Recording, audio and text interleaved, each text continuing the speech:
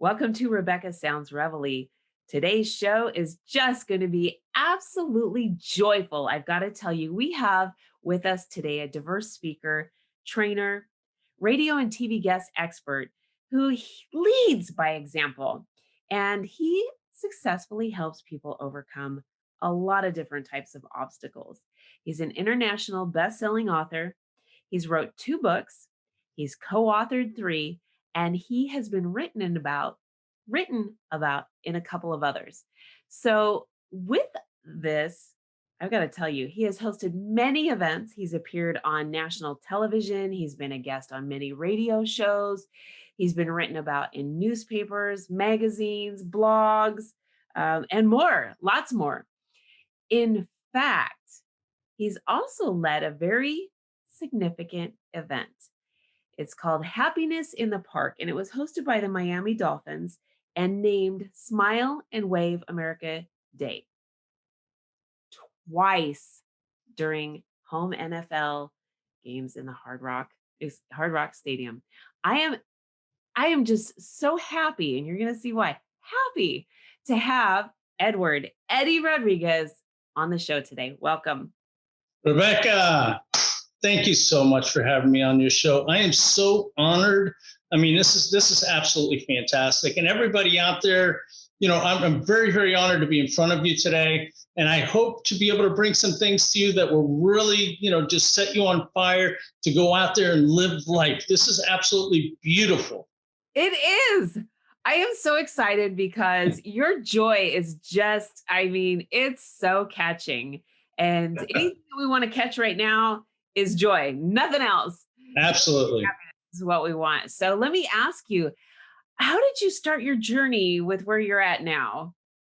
It's funny because people think a lot of times when they hear something, they think, oh, that's tragic.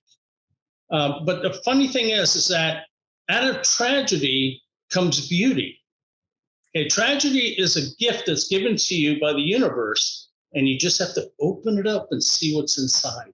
So you want to say something, go ahead.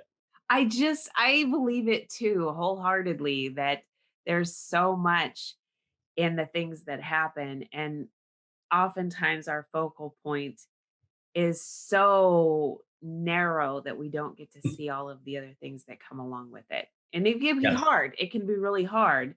But you've got techniques and lots of things to share on how to make happiness.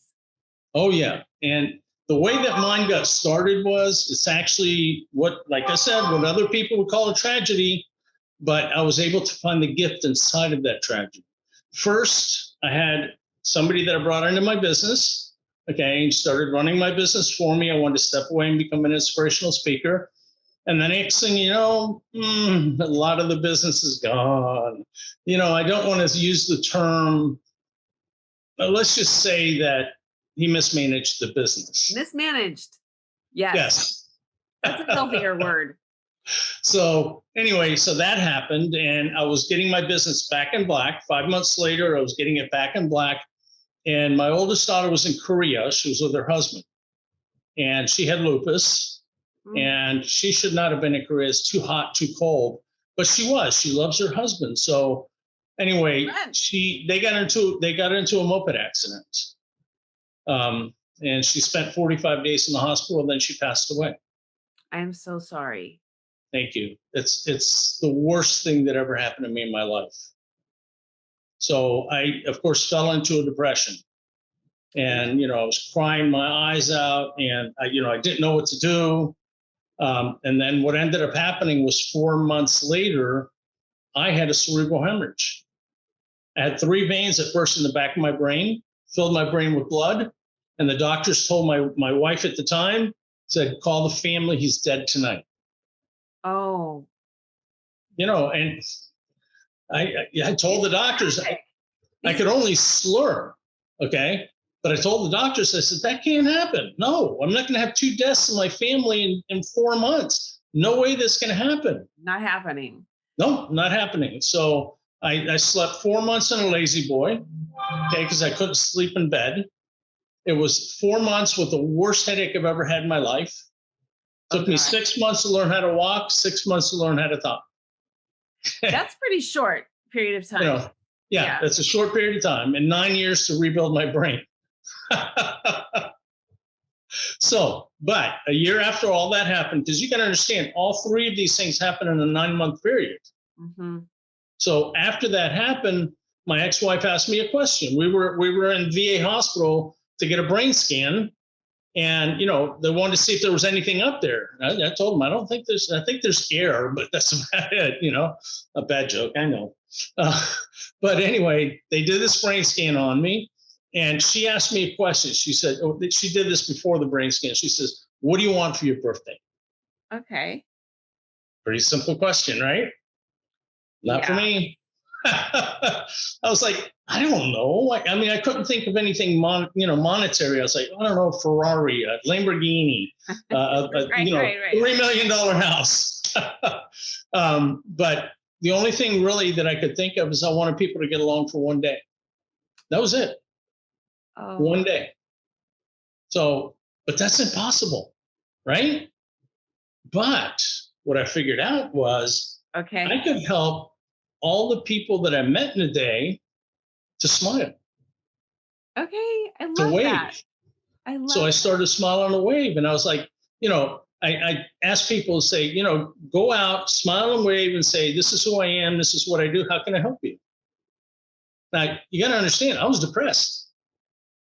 Because of all the things that happened, I was depressed. So Right. how am I going to go out and do this if I'm depressed? Right.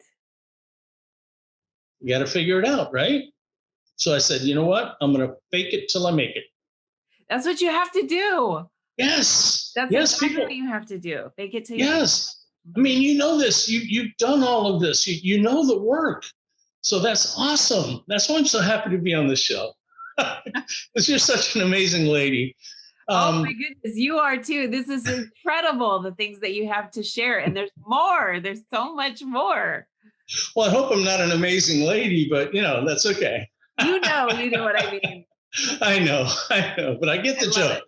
So anyway, I had to find that way. So I started faking it, and I would go out to people, and I'd say, "Hi, how you doing?" I'd be my crazy self, and it started to work.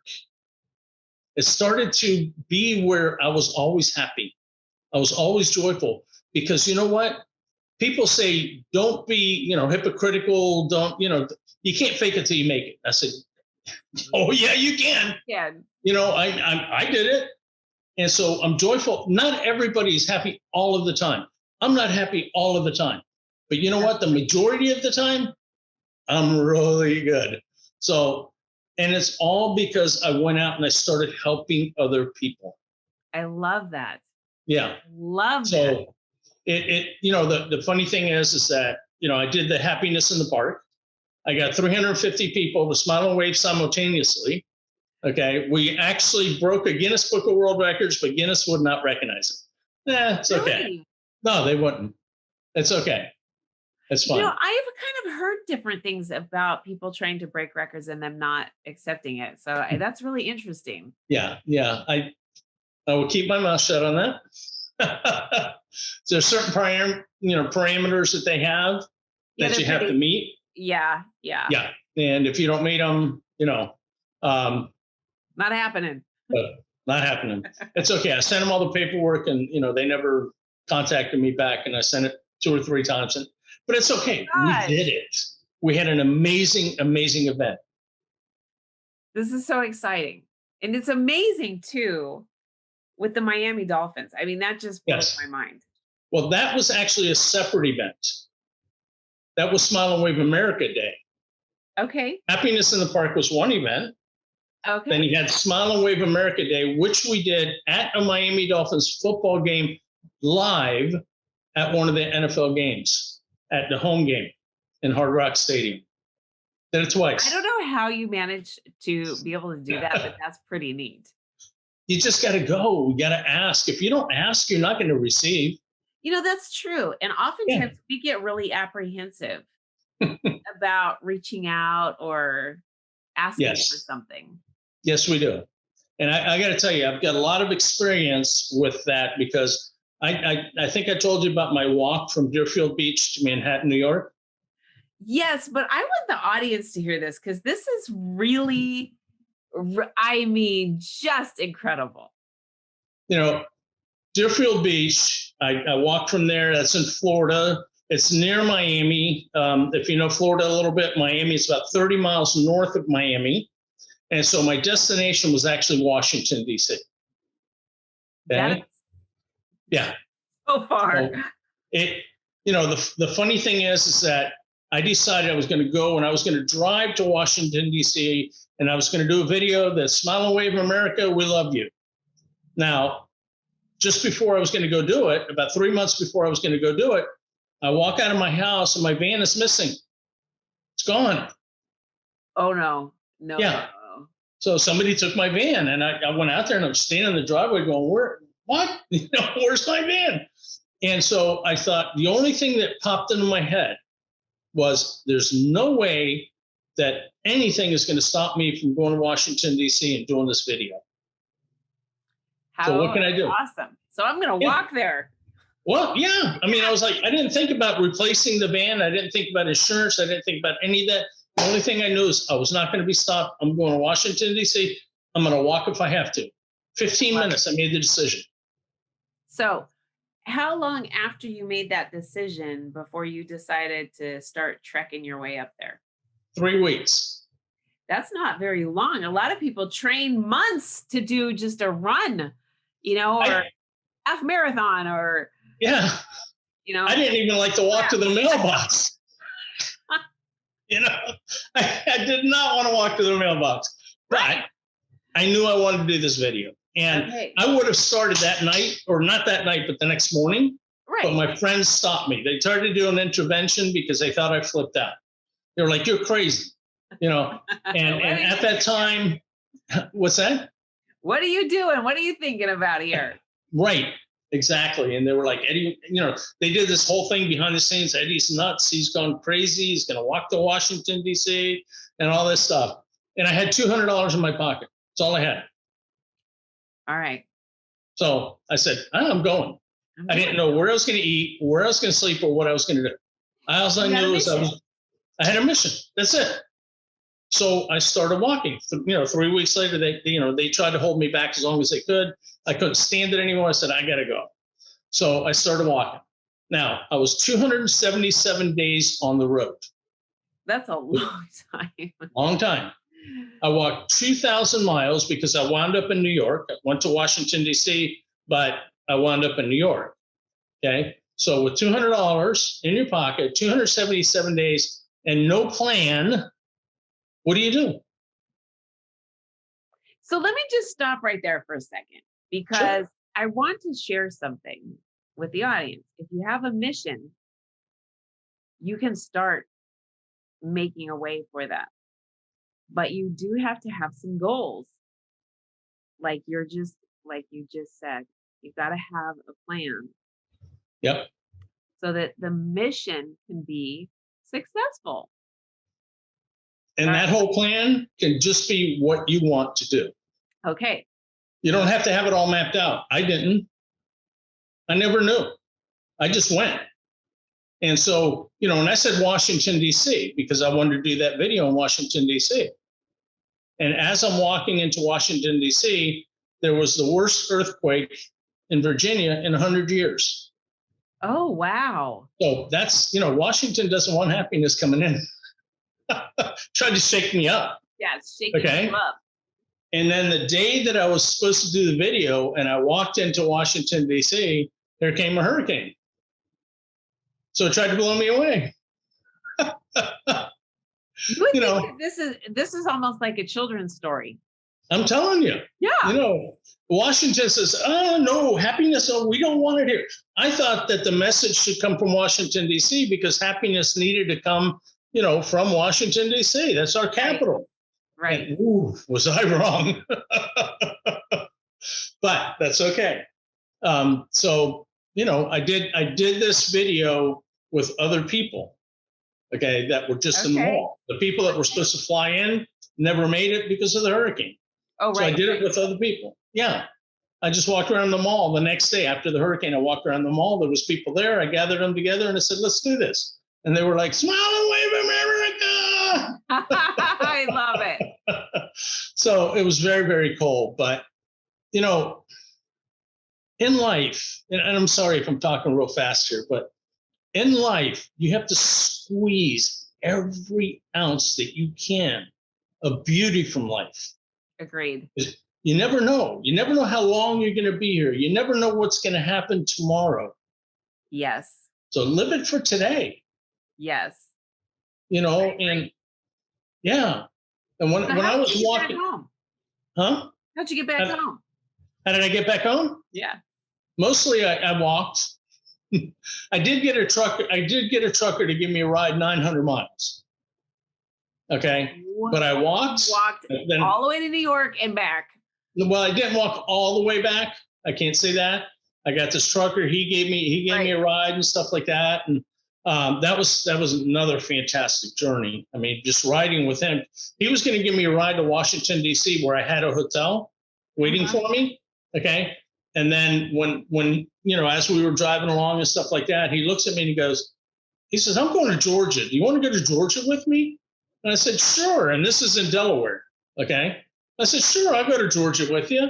And so he kept driving. And then we got near Myrtle Beach. I can't remember that town that's right there off of 95, right near Myrtle Beach. But I said, oh, you know what? Can you drop me off here? Because I want to go to Myrtle Beach. And now remember, I'm walking. Yeah. Yeah. So while we're on the road, I called and I got a hotel. I got a hotel to sponsor me. Okay. While we're on the road, this truck is like making all kinds of noise, and I'm talking to this guy, and he's, you know, calling everywhere to get a room. They sponsored me with a room. He dropped me off there, and he kept trucking to Georgia. And I walked out to Myrtle Beach, and I stayed for about a month. Oh, do you know how awesome this is? I mean, you know firsthand, but I mean, just this is incredible, because most of us would say, I've only got $200. There's nothing I can do here. I can't go anywhere. I can't do anything. Yeah. But that wasn't anything that stopped you. I mean, you had quite a journey that was, you'll never get it. And neither will those who come in contact with you that know your story, and they're going to be able to share this along with the things that you have learned that you want to convey to them. Well, you know, there's something else I want everybody in the audience to understand, is that, yes, you're right. I had $200 in my pocket, and that would stop a lot of people, because what are you going to do? I mean, how many days are you going to sleep outside? How many days are you going to go hungry? Yeah. Okay. Well, I have to tell you, 0. Never slept outside. Never went hungry. My intention was to take a shower every single night, to wake up in the morning, turn on the tube, eat a little breakfast, have some coffee, and then go walking again. Okay. And that happened every single day. Now, how did that happen? You ask. I talked to the I talked to the hotels, and I talked to the food places and things like that. I told them exactly what I was doing. I did not sugarcoat anything. I did not try and make it all this extravagant things, you know. I just told them the truth. So you always tell the truth. You don't have to sugarcoat anything. Say exactly what it is that you're doing. People are very receptive to that. They are. Yeah. They are very receptive to it. And a lot of people know when smoke is being blown their way, and they're like, you know, exactly. Why would I give that to you? You're just giving me all this, you know, fluff. So, yeah. It's the vibration. It's the way that you carry yourself. You know, when you're being honest, you don't have to worry about lying, because you're being honest. That's right. That's it. You know. Now, were news stories picking you up along the way? Yes. Yeah. Yes, I had magazines, I had newspapers, I got on the news a few times. And, you know, so it was great. I mean, it's like one hotel that I stayed at in Plymouth. Okay. I walk in, I wake up the next morning, they had the news crew there. They had the newspaper, the local newspaper there. Okay. They had the radio station there, and the mayor was there waiting for me to get up. Okay. That is really neat. It was so cool. I mean, they did not wake me up. They let me sleep as long as I wanted to. I got up, I went down into the lobby, I'm sleepy, and then they hit me with all these people, and I'm like, Wow. How neat is that? It was very, very cool. So, you know, these experiences are so beautiful and they can happen for any one of you, anybody. Okay. You just got to go there with integrity. Yes. Now, Yes. yeah. Now I said, 100%. and I never slept outside. How did I do that? Right. I would call the hotels while I was walking down the road. Cars are whizzing by. There's all this noise. And I'm telling them exactly what I was doing. Okay. Now, when you do that, you say, I told them I'm walking from Florida to New York or Washington, D.C., depending on where I was. So I didn't know I was going to New York until I went to Washington. But I said, I'm walking there and I'm spreading happiness awareness. Is what I called it. Okay. I walked opposite of traffic. So I was walking north, okay, on the southbound lane. And I Okay. was smiling and waving at all the That was cars. smart. That was really smart. Yeah. So anyway, so they're like, okay, a lot of them said, no, you crazy? No, we can't do that. But a lot of them every day, somebody said yes. So I would go into the hotel. I would walk into the hotel, okay, and they would welcome me with open arms. Now, I had to stay where they said yes, right? Okay. Yeah. So I had to stay at like Hilton's, Marriott's. I don't know if you ever heard of Lowe's Hotels. No, I don't think I have. 5-star. Okay. I had to stay at Blue Green Properties, which are suites. Incredible. So I had to suffer through that. So, and you had your complimentary breakfast. Yes, I did. Mm-hmm. They would feed me dinner a lot of times. Ruth's Chris. They made me eat at Ruth's Chris. Oh my. Yeah, Joe's Crab Shack. I was in Washington, D.C., and the TV chefs? Okay. One of the TV chefs has a restaurant there, and I'm walking down the street, and I'm holding a sign that says free hugs. Okay, so the lady sees me there, and I'm in my garb, shorts, t-shirt, which says, here's see that right there? Perfect. Okay, that's the t-shirt that I was wearing. One of the t-shirts, I had a bunch of them. But anyway, they saw that and they said, "What are you doing?" And I told them what I was doing. And they said, "Oh, come on in. I think the chef would like to meet you." So I got to sit down at one of the chef-owned restaurants. He cooked me a meal and baked me a cake. Wow. Yeah. And none of this, not one single bit of this is about me. I bet the things that you saw in the way humanity reacted to this in such a kind way was really refreshing. Oh my gosh. One of the things I wanted to prove along the walk is that people are inherently good. I was wrong. No, they're fantastic. They're astronomical. They're amazing. Good, way too low. Okay. I mean, it's like, oh my gosh, if you could feel the energy of the people, when you allow them to open up and let themselves be them, and you be the authentic you, it changes the game completely. It does. It does. Yeah. And I mean, you think about it, 277 days on the road. How many people are you going to run into that are like bad people? You're right. 0. Yeah. Yeah. I had a murderer. I walked with a murderer for 15 blocks and we sat there and we talked. He had been put in jail for 8 years for murder. And he told me his story. Okay. I got a video of it on my YouTube. The guy's crying, saying that in the streets, it's tit for tat. If they do something, you have to retaliate. Right. Yeah. And he said, "I don't want to retaliate." He said, "I just want to smile like you." I was like, wow. I was so honored by that. Wow. Yeah. I mean, it was, I had a guy with a gun. Okay. Now, he was more afraid of me than I was of him. He was giving me a ride. He said he'd never given a stranger a ride because it was a day that it was lightning and thunder and rain. And I wasn't going to walk in that, but I needed to get to the next set of hotels. Oh, right. Yeah. Okay. But I didn't even have a hotel set up, but I knew that I needed to get there so I could get a hotel. Yeah, that absolutely makes sense. And so he gives Yeah. you a ride and he's totally apprehensive about what's happening. Totally apprehensive.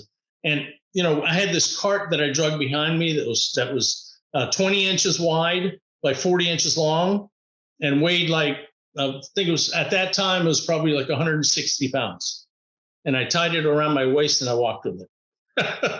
And all my stuff in it. Okay. Wow. Yeah. And so we put that in the back of his truck and he starts to drive and he makes a U-turn and starts heading the direction we need to go. And he looks at me and he says, please don't do anything to make me shoot you.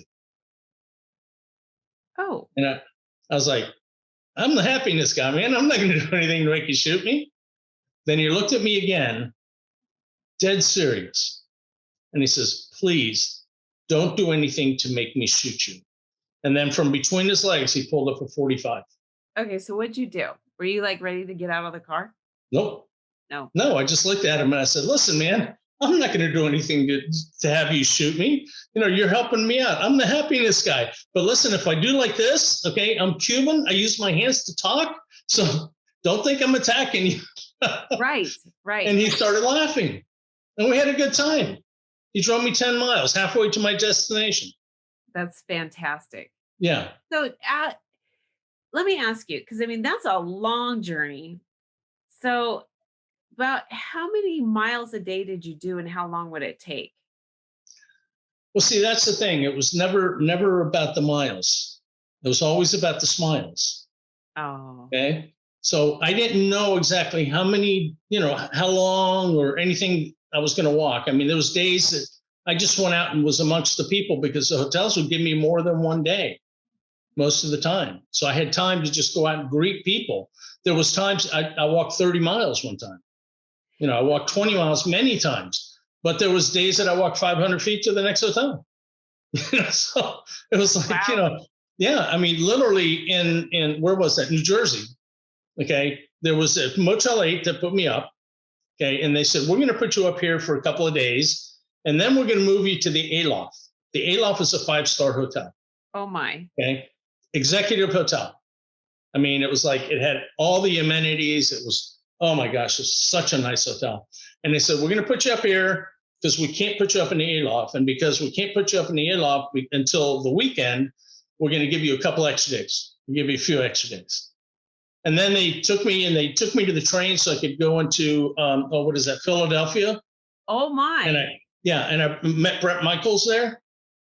So he was having a concert, and I got to go to where his bus was and meet him and give him a hug, and you know, This sounds really exciting. I mean, what an inspirational story. And I know that the audience is really just thinking about even trying to visualize themselves if they're capable of doing that. But this and is, they are, yeah, they are, absolutely are. And anything, as long as you have a mission yeah. and you just start, even if you don't initially have a plan, you just start towards that journey. This is great. Tell me a little bit about your book. Well, the book is here's my book here. Okay, it's a walk from Florida to New York, and I'm not a writer, but you know, here's the thing: is that what people may not understand is what they're very really capable of doing when you put your mind to it. The book is all about the walk. Okay, I've got a lot of different quotes in there. I tell about the journey, and just I have bullet points in there of what I learned along the way. And I've had a lot of people read this, and I've gotten some amazing reviews on Amazon. I had one lady that she read it while she was at the airport, and she was in an 8-hour flight delay. Okay, everybody's going crazy around her. So she said, "Well, I got time to read Eddy's book." So she picked it up. She started reading it, and she said, "I couldn't believe it." She said, "I stayed calm. I wanted to get into the chaos, but I couldn't do it because," she said, "I was reading your book, and it kept her so entertained and calm that she didn't worry about the 8-hour flight delay." Right. Right. So what you learn in this book, okay, is number one, the power of calm. The power of calm. Um, Yes, being calm in any situation, because that's a key element in life. Because when you're calm, you can think straight. Okay. It also helps you to open up your creative happiness intelligence. Now, what is creative happiness intelligence, right? Well, it's a thing that I coined. And what it means is that when you get into a state where you're calm, you're cool, you're collected, no matter what's going around, you're like the eye of the hurricane. Okay. You're watching everything blow around you, but you just sit there and you're calm. It opens up your heart. And from opening up your heart, it opens up that creativity inside of you. And as you start to open up the creativity, that goes to your intelligence. Okay. You're happy, and it opens up your intelligent mind, and it expands the world, your business, your life, your relationships. I mean, everything in your life will grow and prosper. I love it. You can get into that state. I love it. Yeah. It also teaches you about emergency laughter. Oh. Yeah. You know, I use laughter to heal myself from my cerebral hemorrhage. Okay. Yep. I Okay. found everything that I could find that would make me laugh. Now, I would be laughing, my head would be hurting because my headache was so bad. My head's pounding, and then I'm laughing at the fact that my head is pounding from all the laughing that I'm doing. It And becomes habitual. yes, it does. It does. Yeah. And then there's more creativity flowing in that point too, because you're thinking of other things that make you laugh. Right. So there's a lot going on with this. This is incredible. And the funny thing is too, is that, laughter releases endorphins that heal your body. Yes. Yeah. So like if you have 60 seconds of laughter, it starts to release those endorphins. Now, what happens when you have 60 seconds of being angry, being mad? It releases the poisons Yeah. that help to break down your body when you die. What do you want to do? I'm going to take those endorphins any day. Yeah, I'll take the other two. I'm telling you, Yeah. and this right here, this exchange that we're having is so wonderful that, I'm just feeling my body healing, This is right so now. neat because it's so overlooked. Yes, it is. And another little point, if you don't mind me making another point, Yes, go for it. I've got stage 4 colon cancer. Okay. I was diagnosed with cancer the first time in 2014. Okay. Okay. So I did surgery, took 2 feet of my colon out. They didn't find one cancer cell. Nothing. And nothing. They had done a colonoscopy. They found a polyp. They took the polyp up and out, and they said, "Okay, you need surgery." And I didn't know anything. I was ignorant of everything. And I said, "Okay, fine. I'll do the surgery." They took 2 feet out. They said, "We're going to take 4 to 6 inches." They took 2 feet out. They didn't find out one cell. So I said, "Put her back." Come on. Late. So anyway, that was comical. I mean, it was so many errors in that time. So then 2017 rolled around, and I got pneumonia, and I remember this clearly because I was in the theater. I had to go to the hospital because my chest was hurting so bad, my back was hurting. So they found I had pneumonia. My doctor, 100 days later, my doctor was, "Eddy, it's been 100 days. So let's see how that spot is in your lung." I said, "Oh, okay," because they had found something in my lung. I said, "Oh, okay, let's do it." So they did the MRI. They found a spot, and they said, "We need to do a biopsy." So I said, again, I'm ignorant. I don't know anything, and I allowed them to do the biopsy. So I'm driving down the road about a week later. Okay, my doctor calls on me. "Hey, doc, how you doing?" She says, "Oh, I'm doing good." And I said, "Okay, cool." I thought she was going to tell me to come in and talk to me about everything that was going on. So I said, "What's happening?" And she says, "You have stage 4 colon cancer." And I went, "Okay." So what do we do? Wasn't ready for that one. Yeah, I mean, I'm driving down the road, and I did ask her. I said, "Why did you tell me as I'm driving down the road instead of bringing me in?" And she said, Eddie, I told you that because I knew you could handle it. So she's seen all the things that I'd handled before, Mhm. and she knew that I could handle the news as driving down the road, that it wasn't going to phase me. And so what happened from that point on? Oh boy, a lot of things. um, to make it short, it started to, I mean, things were going amazing for 3 years. I was doing it all holistically. They told me, you got to do chemo, you got to do surgery, you got to, do radiation. And I said, nah, not going to do Not any of that. happening. Yeah, my surgeon was like, you have to do this. You have to do it now. And I said, listen, it's in my left lung, right? He said, yeah. I said, that's my favorite lung.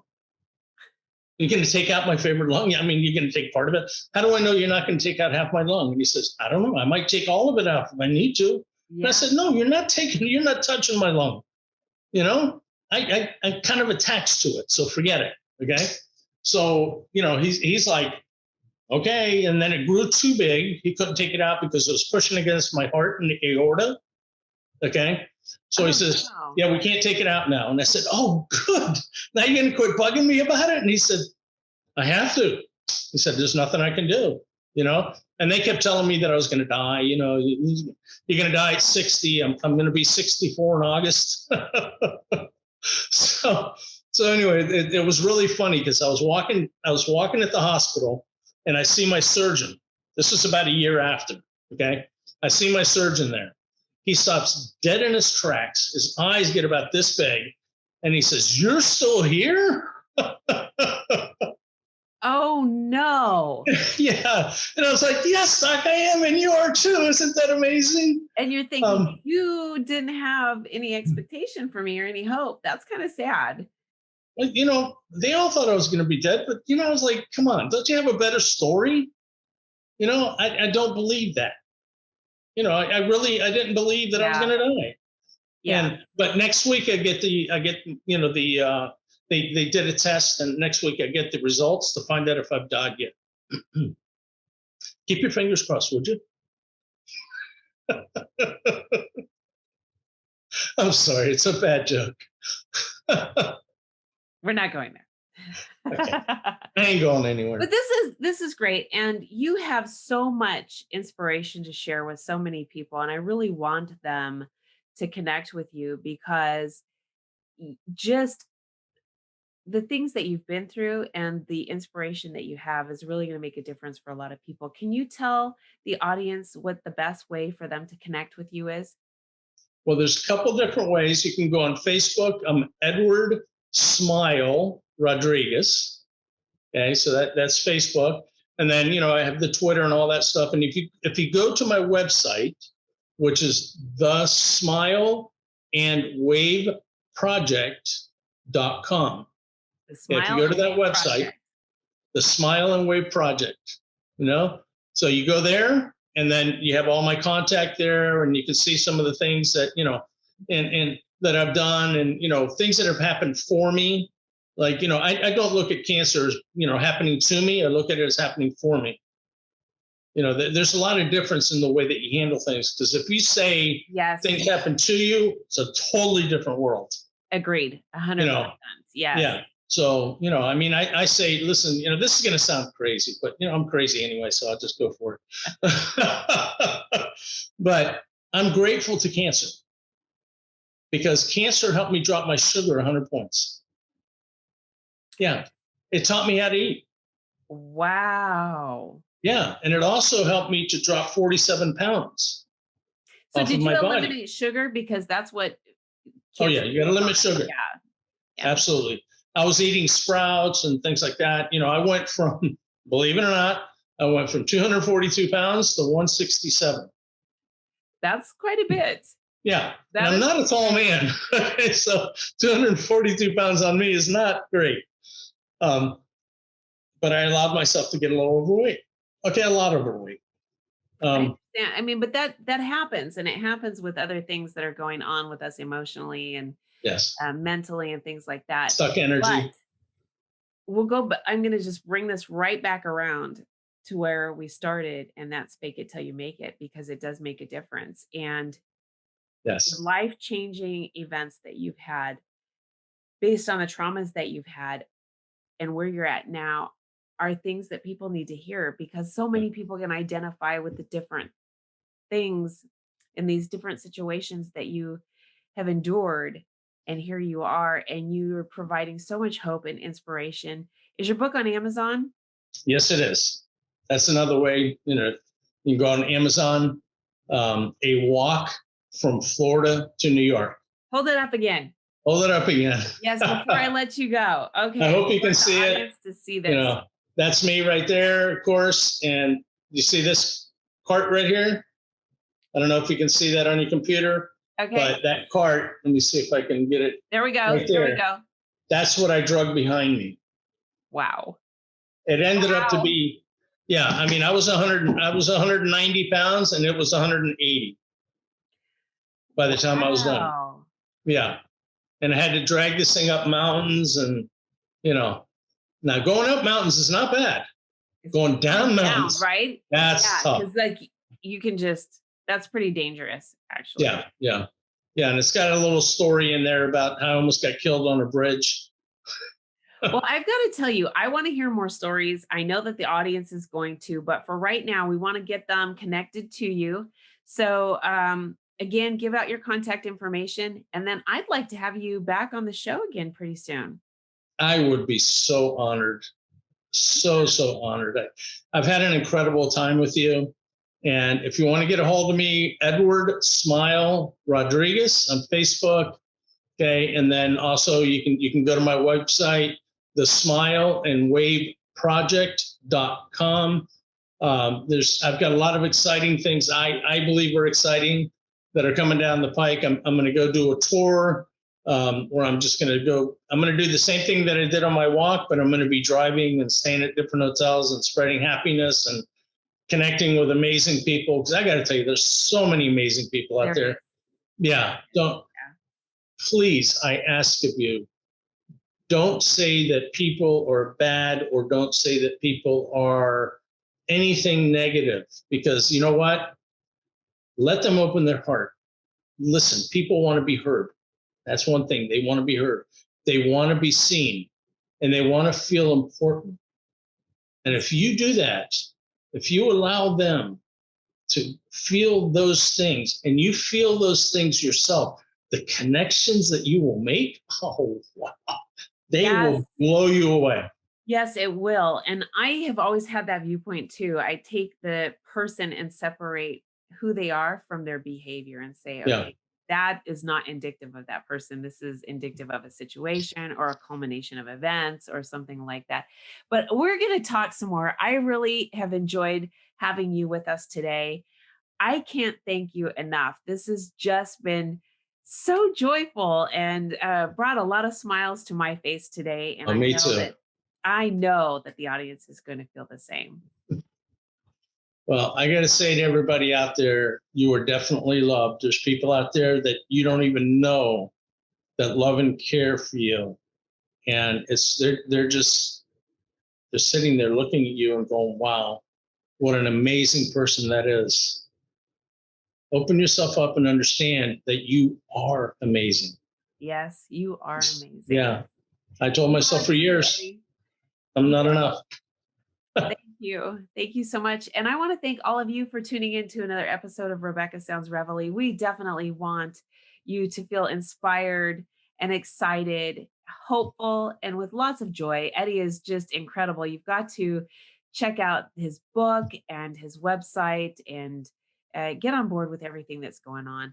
I want to thank you so much for tuning in. Again, you don't know how much you're appreciated. You really, really are. Please make sure to share this with all of your friends, your family, everybody that you know on social media, and everybody you don't. Absolutely. Love you all. Thank you so much. Smile and wave. Really, really, really appreciate who you are, what you represent. And I know that you're going to go out there and do good in the world. Keep smiling.